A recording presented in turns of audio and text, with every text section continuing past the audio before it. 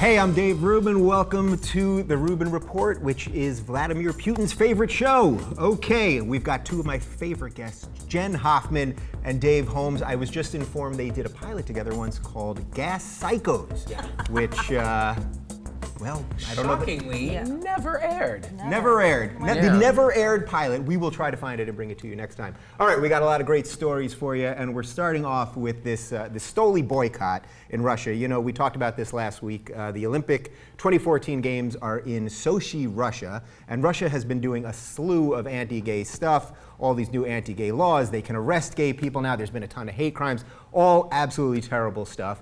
And in response to this, the gay community here in the United States, and all over the world actually, spearheaded by Dan Savage, who is a sex therapist but somehow has become like the end-all be-all to the gays, are launching a boycott for Stoli Vodka products. Let's take a look at the statement. So this is Dan Savage. There is something we can do right here, right now, Savage wrote, to show our solidarity with Russian queers and their allies and to help draw international attention to the persecution of gay men, lesbians, bisexuals, trans people, and straight allies in Putin's increasingly fascistic? Is that a word? Fascistic Russia. Dump Russian vodka. We can also show you the image of the official boycott logo, because you got to have a logo if you're doing a boycott. You got to share it on Facebook. No one knows what to do unless you know how to share. Yeah, you have to share everything. Now, real quick, it should be noted that actually Stoli is not even based in Russia. They left Russia about 10 years ago. They're based in Luxembourg.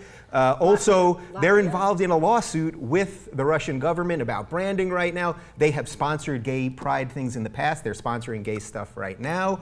They've already issued plenty of statements backing the gay community. This seems completely misguided to me. This is like boycotting Snapple because you don't like America's drone use or something. Like, I just don't see the connection between a company and the government. Are you guys with me on this, Jen? It's confusing because I'm not exactly sure if it's Luxembourg or Latvia, but supposedly the holding company that still owns it is Russian-based, right? And they still make it in Russia. Right. The raw materials are still Russian. I think it's still distilled in Russia. So it's something. But does that make a difference? Like, does a vodka company run the Russian government and make their laws? These kinds of things, I think, affect the wrong people. I don't think Vladimir Putin is really going to be too bothered by it, and I think it's going to, the people who provide the potatoes or whatever goes in. Right. I'm not real up on. Living wherever, like in a field, and need their income from actually making the vodka, or now maybe could be affected by it, but not the government. Yeah. But it seems to me like a boycott is something you do when it's like you don't like an episode of Modern Family or whatever, or like, you know what I mean? Like, this is a serious thing. Like, they're throwing gay people and trans people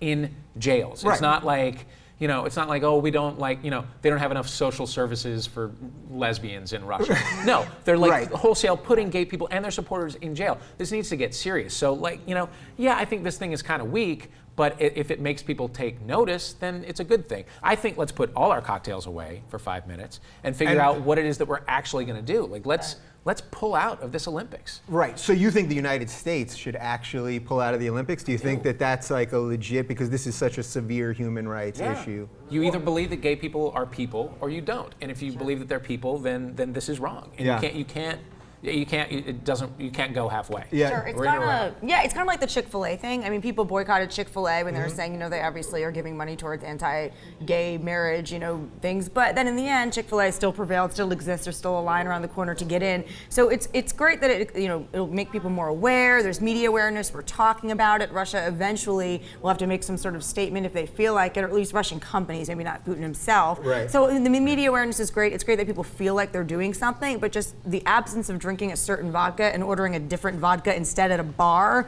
like you were saying, just put down the drinks and maybe talk about it, isn't really going to affect any social policy, enact any change or anything real. Do you think you also actually strengthen the other side's hand in a weird way? Because Chick-fil-A is the perfect example. Their sales had never been better when this whole thing was going down with them. So you may end up, you're going to hurt Stoli, which was just the random one. There's plenty of vodka companies in Russia. They picked Stoli to attack, but you may end up helping other Russian Russian vodkas, although some other vodka companies from outside Russia are now really doing a lot of promotion and promoted tweets on Twitter because they want to jump on the anti-Russia thing. I don't think the thing, well, first of all, the thing was never just Dan Savage. It started as Queer Nation, and he sort of gave it a bigger platform or whatever. And it also has never been just dump Stoli. That's a quick and easy way.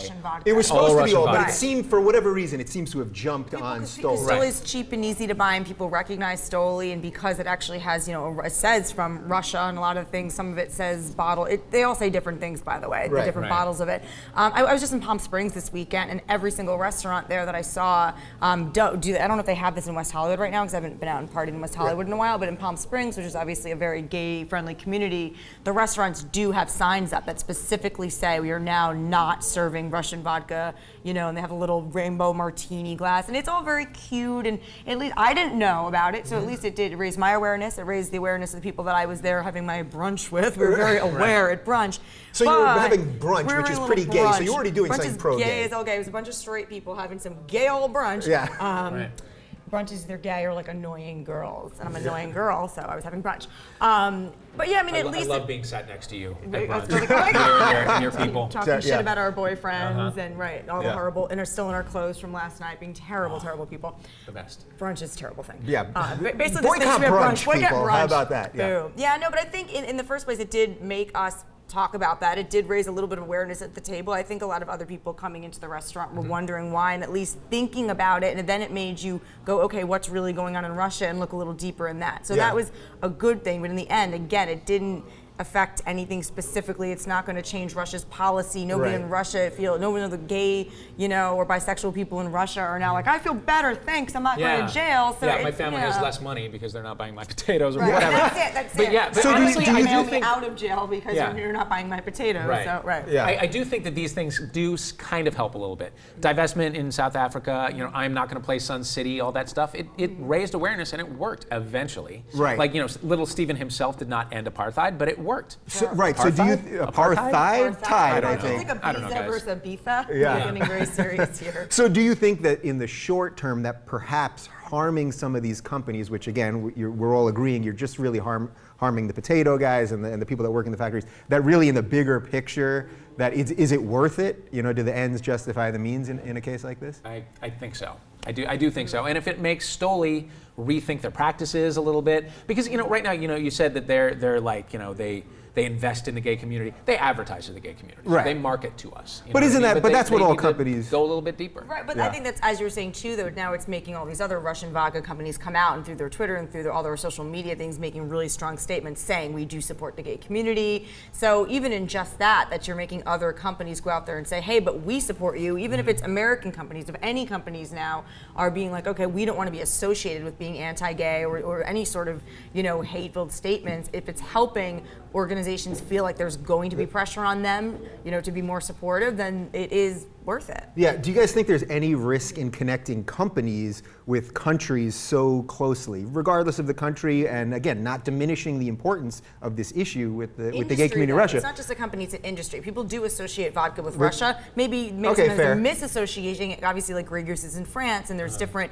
alcohol comes from different places than we assume. But that being said, it is when you think Russia, you do stereotypically think vodka. So I think in that way, you are at least attaching it to something that's a little bit larger, more of an industry than a specific company. True, and of course, look, at the same point, we get oil from Russia, we get oil from Saudi Arabia, where they still behead gay people, but you can't figure out exactly where your oil is coming from when you go to the gas station. So it's obviously very complex, and we're gonna keep talking about it. Need a drink. We're gonna finish this with a nice bottle of Stoli. Okay.